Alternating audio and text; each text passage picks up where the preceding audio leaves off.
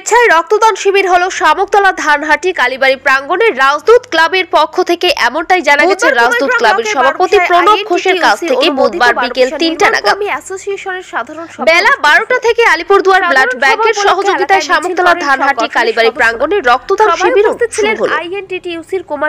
বেলা ২:৩০ পর্যন্ত এই শিবিরে ২৪ জন রক্তদাতা স্বেচ্ছায় রক্তদান করেছেন, তার মধ্যে মহিলারাও রয়েছে। রক্তদান জীবনদান এই বাণীকে সামনে রেখেই তাদের এই রক্তদান শিবির। যদিও সংস্থার সভাপতি জানিয়েছেন গত ২ বছর তাদের রক্তদান শিবির করা হয়নি, বিভিন্ন কারণে এবার তারা আবার রক্তদান শিবির শুরু করেছেন। প্রতি বছর চলবে তাদের এই রক্তদান শিবির। সংগৃহীত রক্ত আলিপুরদুয়ার ব্লাড ব্যাংকে জমা রাখা হয়েছে। এদিন রক্তদান শিবিরে উপস্থিত ছিলেন শামুকতলা এলাকার তৃণমূল কংগ্রেসের নেতা পুলক বিশ্বাস সহ বিশিষ্ট ব্যক্তিরা।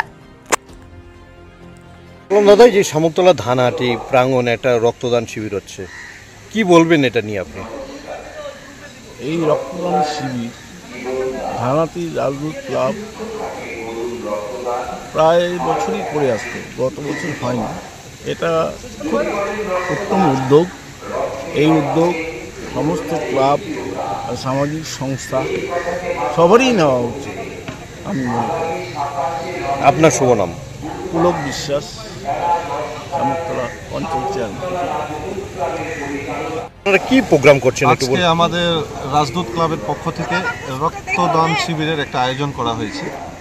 আমরা আলিপুরদুয়ার জেলার রক্ত ব্লাড ব্যাংক যে রয়েছে তার অভাব মেটাতে আমরা ক্লাবের সকলে এবং অত্র এলাকার সকলকে নিয়ে একত্রিত হয়ে রক্ত সংকট মেটানোর একটা ক্ষুদ্র প্রচেষ্টা আমরা করছি। প্রতি বছরই করেন এটা?